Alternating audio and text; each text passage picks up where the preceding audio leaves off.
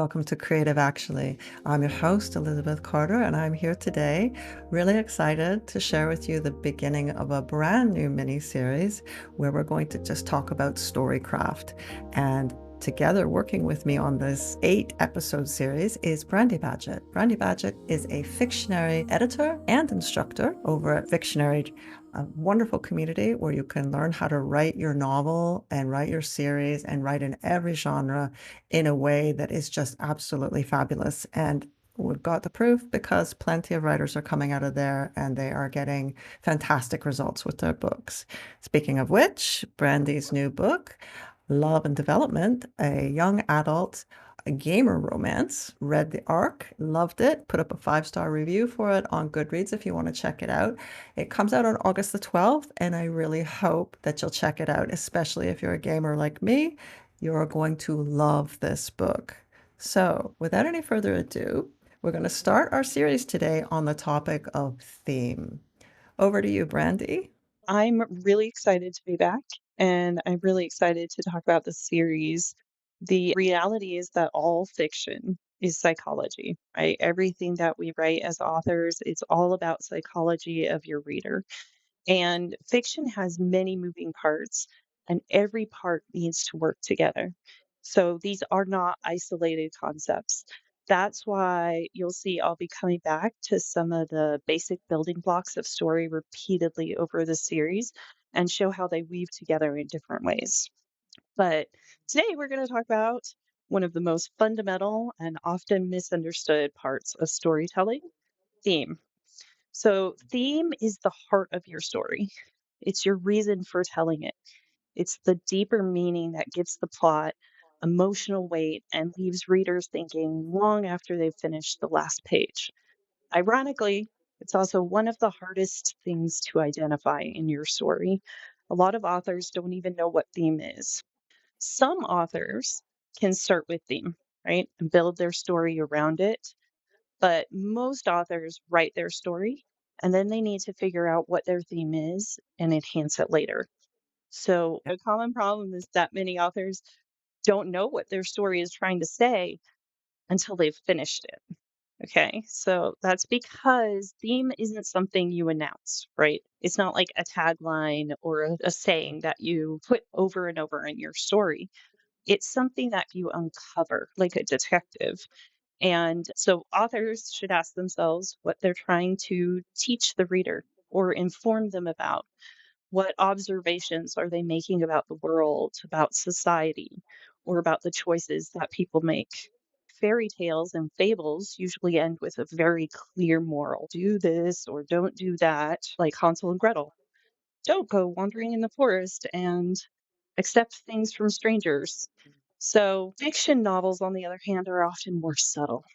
Rather than telling readers what to think, it invites them to explore an idea from multiple perspectives because readers generally resist being preached to, but they're happy to wrestle with difficult questions alongside believable characters. What makes a story from being flat or annoying is exploring the theme from multiple perspectives. So think about theme like the strands of a spider's web. Individually, they're almost invisible. Okay. They disappear unless the sun hits them just right. But together, they connect everything and inevitably lead back to the spider waiting at the center. Sorry if my analogies are a little dark. I do like horror. Every scene or character or symbol or conflict should quietly reinforce the central idea of your story. Let's talk about a horror using the spider web analogy. You've got the spider in the middle waiting to deliver death. How would its themes look? Just a top-down look. That's an interesting question. Theme is a very broad idea. There's some confusion in the writing community, like every other terminology that we use in the writing community. There's some confusion about what theme is. Some people confuse topic with theme. The idea is that theme starts with this single word, vague idea. in a horror, and genre definitely helps you decide which themes you're going to think about using in your story. Horror usually has themes of grief and death, that sort of thing.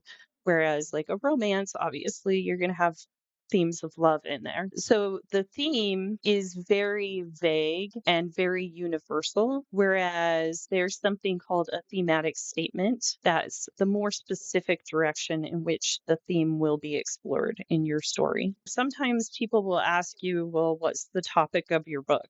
They don't often do it as much with fiction as they do with nonfiction, but some people could ask you that.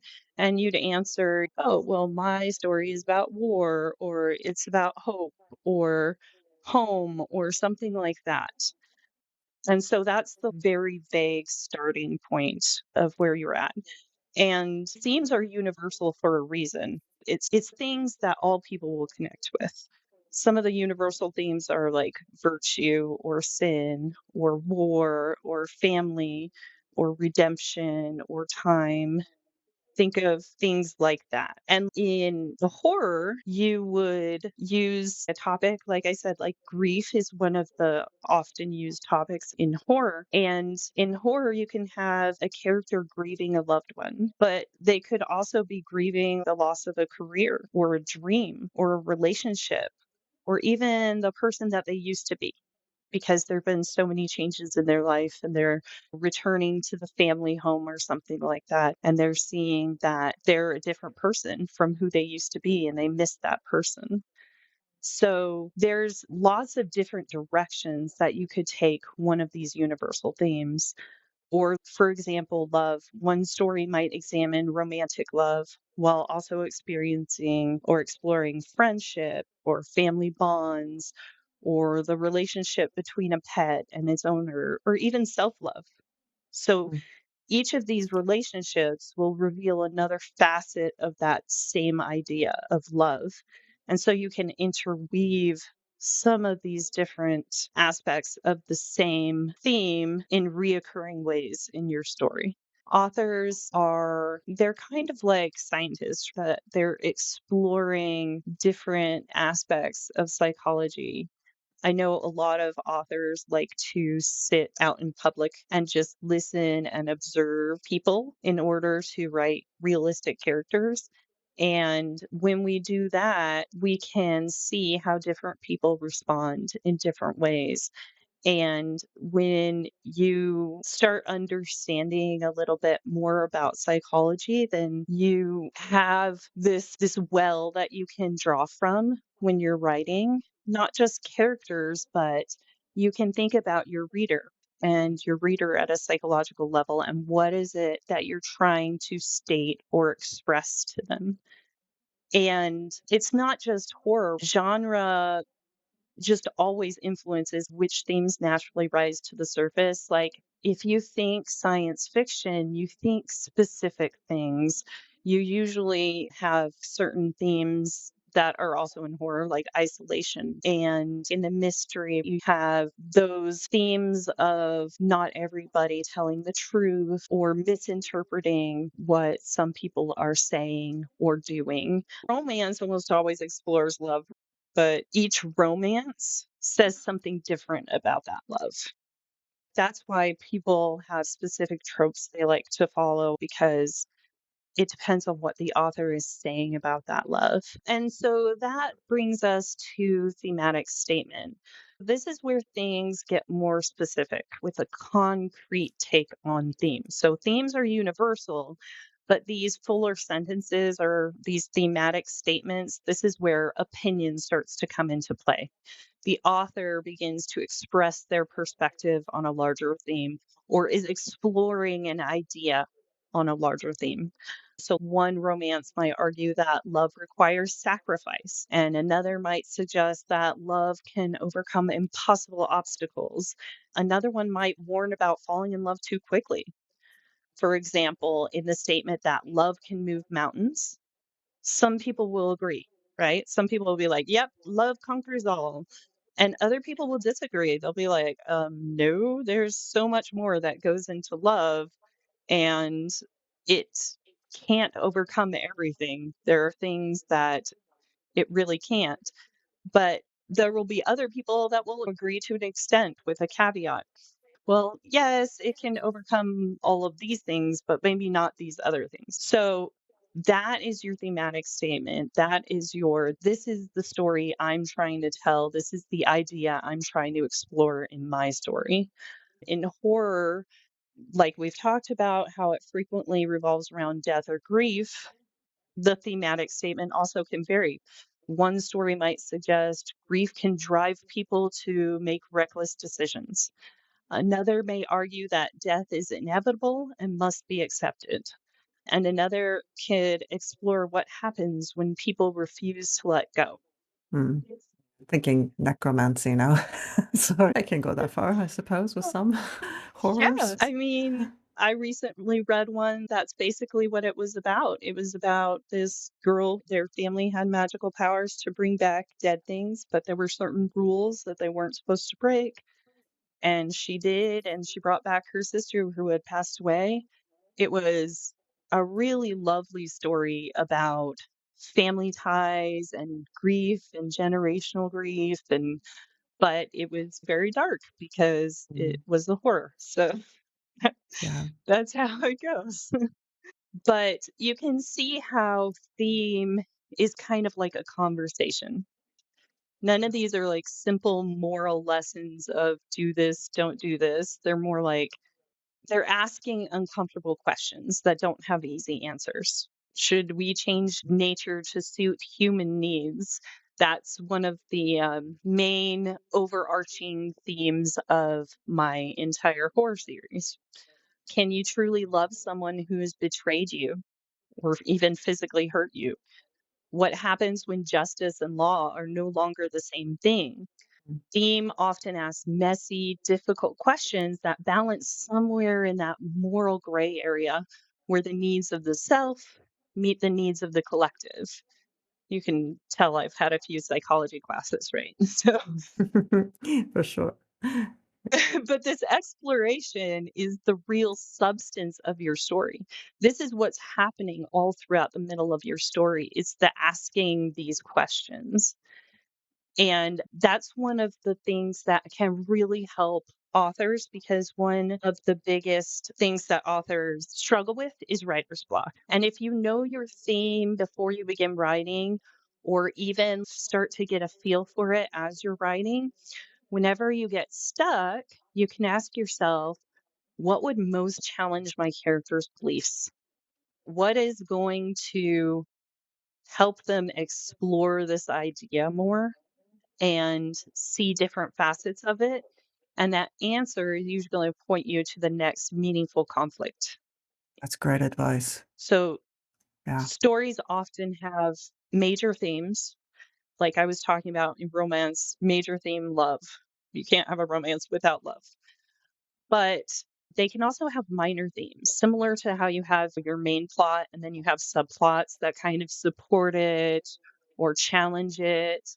You can do the same thing with theme. In my story, Where Evil Resides, the major overarching theme of the whole story, it's about man versus nature. But there's also some more subtle under themes that have to do with that man versus nature. So there's survival, which you can see how that would be directly related to the theme of man versus nature, but that survival comes in other ways. Another one of my themes going through are about guns.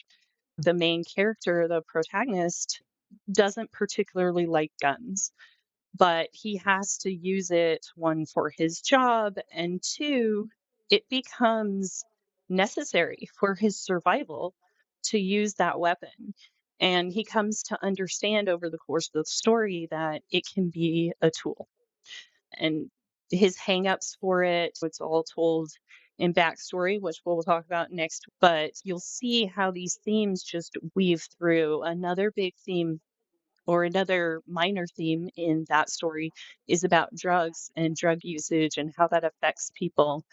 And you see it from the point of view of somebody who has lost someone from drug use. You see it from the point of view of someone who is a drug user.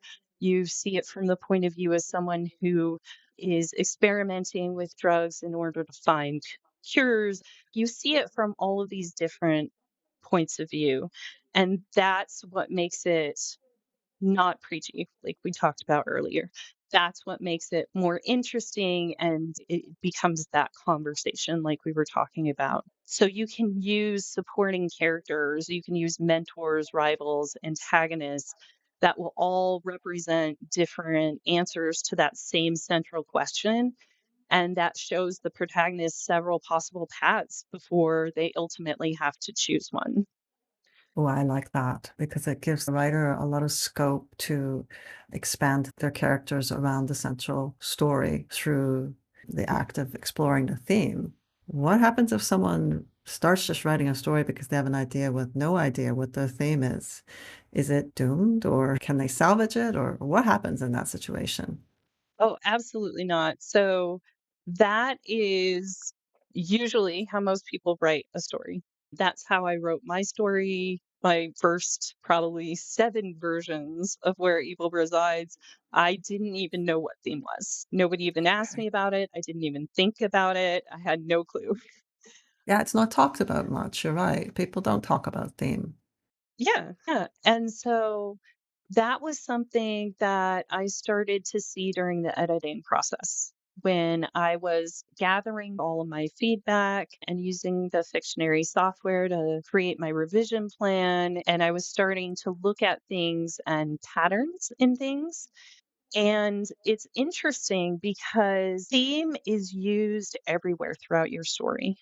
This is what makes it that invisible but persistent thing throughout your story is it shows up in your character, in their beliefs. Like I was saying, Leon doesn't really like to use guns, so he's not super great at using them. So in that very first scene that you meet him, he's having to retake his firearms test in order to continue to be a police officer.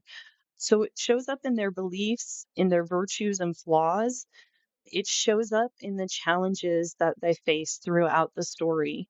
So there's multiple times where Leon uses other ways to deal with conflict and avoids using his weapon, which is the best scenario for a police officer, right? They should always use that last. But then he's forced by being faced by real monsters to actually have to use his weapon to be able to protect others, which is what his job is. And so these lessons that the character learns over the course of the story is basically their character arc. And that change in their beliefs and their flaws is often related to some theme in the story. And it's also in the setting as well, though, because you have symbolism found in objects and people in the world. One of the biggest symbols of man versus nature in my story is my monsters are plant monsters. They're humanoid-ish looking, but they're Venus flytrap monsters. And that is a very real metaphor for man having to fight against nature for survival. There's also objects that can represent your theme throughout the story. If you have a theme that's about time, you want to use things like clocks. Or, like in my new romance that's coming out, she is having to overcome things in the past in order to open herself up to a different kind of future. And you'll see that there's a watch. That's a very important object that helps her deal with the situation that she's in and the feelings that she's having throughout the story. And that watch gets replaced by something else towards the end of the story. And it's very purposeful because it's about her learning to let go of the past and open herself to the future. So people themselves can be representative. Like I said, I have the monsters, but you can have friends or family members or antagonists literally represent certain aspects of your theme. And you'll particularly see that in stories about romance because, like my character, she's so closed off to love. that it's initially the story is more about her learning about friendship and opening herself up to friendship before Mhm. she can realize that she can open herself up to romantic love as well. So that's another place that you can use theme in your story. Also, it's in the plot, it's in the dialogue, it's in the actions that the characters take, it's in the consequences of those actions. So, as your character is making decisions that are heading them towards the main story goal, there's also going to be that theme that's running through each of those decisions and each of those episodes that happen in each scene, you're going to have parts of the theme in there. And this will all come to a culmination in the climax because the climax, like we said before, it's the culmination of that character arc.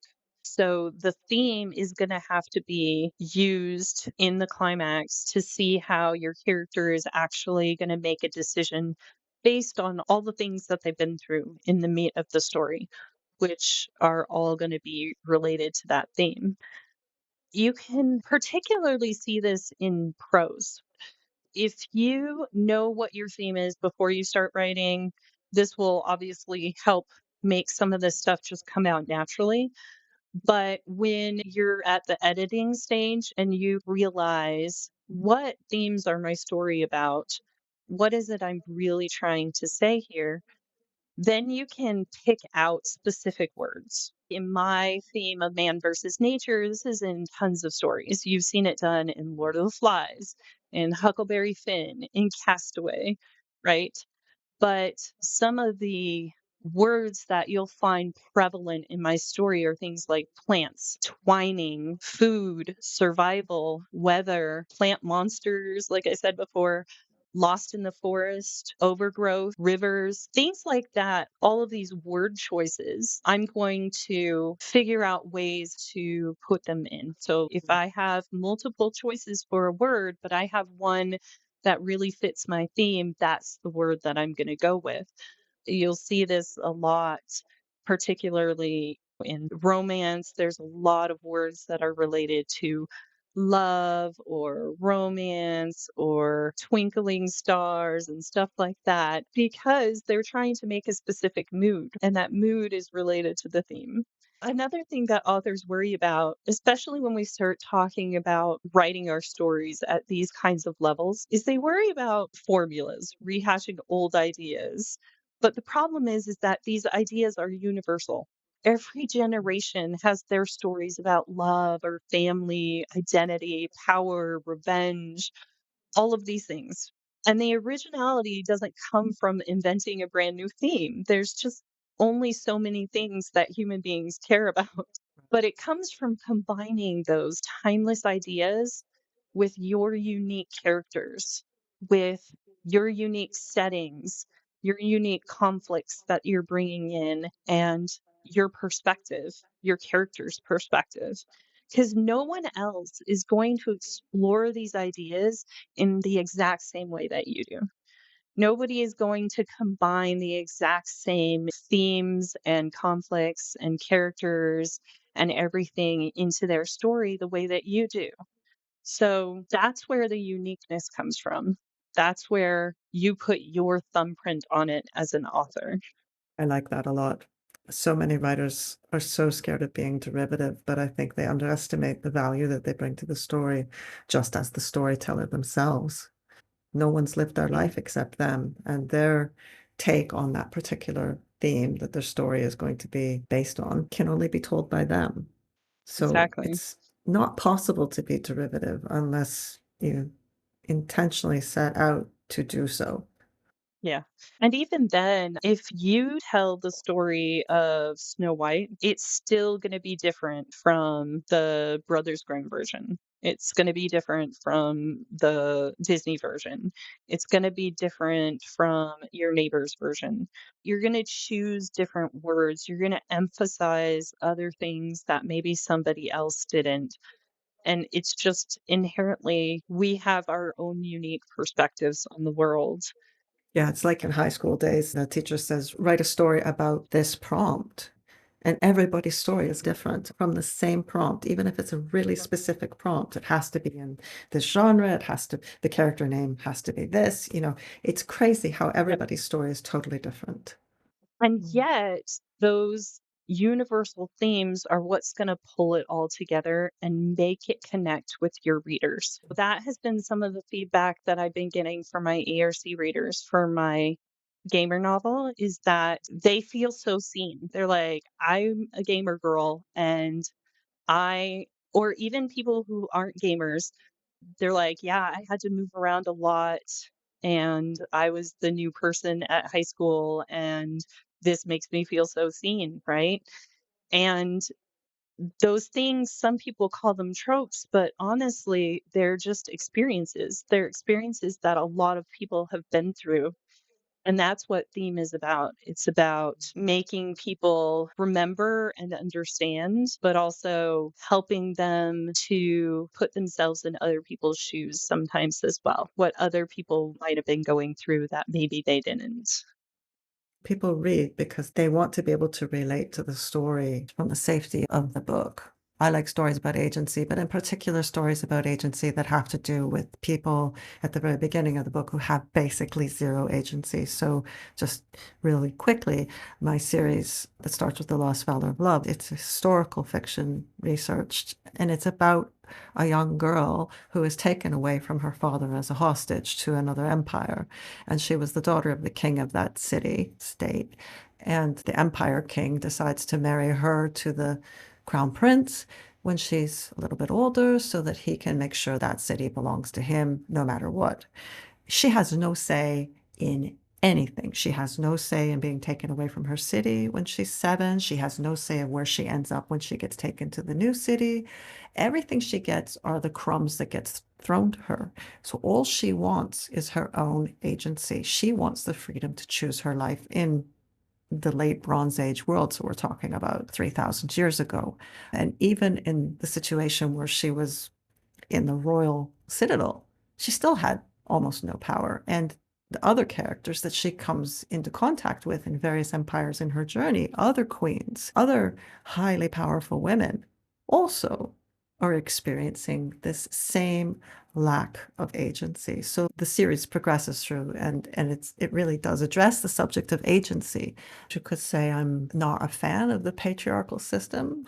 And I would like women to have as much agency as men have. And so I go back into history and draw on examples that are extremely obvious and not so subtle as they are now, so that people can sit and think about, what would I do in that situation? How would I cope with that? Would I just be one of those millions of women who just lived and were erased in the shadow of greater men?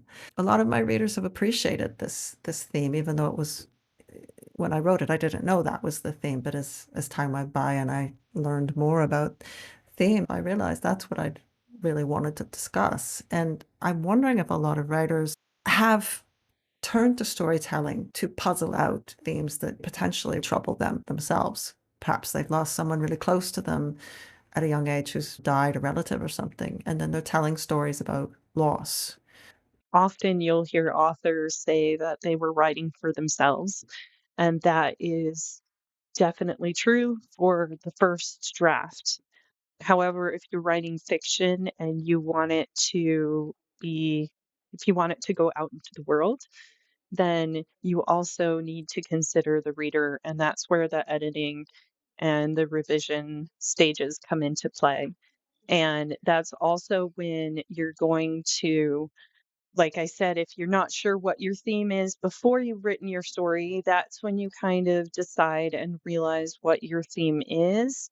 And you begin to make it intentional because it's perfectly normal that you don't know what your theme is until you're done writing the story. You may want to even ask some of your critique partners or whatever what they think, what they were getting out of the story. And it can help you really refine that. And then you begin strengthening some of those recurring ideas. You start refining symbolism. Maybe you add in an object that wasn't there before, You start sharpening the dialogue a little bit and ensuring that every major scene contributes to that emotional conversation. Because ultimately, theme matters at the most basic level because it's the deepest emotional layer of your story. Mhm, mhm. Characters make readers care. That's what makes them read your book. Plot entertains them and gives them a sense of completeness to your story. But theme is what lingers. It's the part that readers carry with them after they've closed the book. The question that continues to haunt them, making them wonder whether they truly understand the world as well as they thought they did. Theme is the thing that really makes your readers ponder, and it's always questions. Questions are what make us like something or dislike something. And you can be not sure how you feel about something, but if it makes you think about it later, then it's something that you're going to go back to, and it's something that you're not going to forget. So theme is what makes our stories unforgettable. That's a brilliant way to encapsulate the topic of theme, which is, as I say, it's abstract and it's not easy to grab onto. It's like catching a fish in the water. But I think you've done a phenomenal job of actually laying it all out in a way that listeners can understand. And then they can go and look at their work and say, okay, what's my theme? And how can I flesh it out so that it's in every aspect of the story across all of the pillars of the setting and the plot and the character?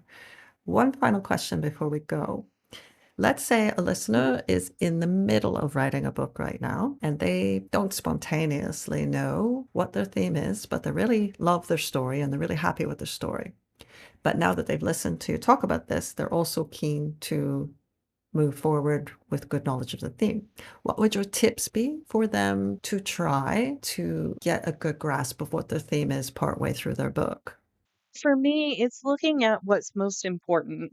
What's most important to the character? What are those deep-seated beliefs of the character and why do they have those beliefs? And what are some ways that you can start to question those beliefs? And how do you want them to feel at the end of the story? What do you want them to believe? Where are you trying to take them? Because that's the journey that you're taking the reader on. You're taking them on that journey with your character of learning and understanding and growing, which is really key to modern fiction. We want to see our characters grow, and the theme is where you're taking that lesson that you want the character to learn. You'll also see if you have any really important objects or really important setting elements like a place or things that you see over and over again. I've noticed in a lot of my stories, there's forests and rivers and things like that. There's a lot of nature in a lot of my stories, but in some of them is definitely more important than others. So just take a look at some of those things and try to decide that end point. What is going to happen in the climax?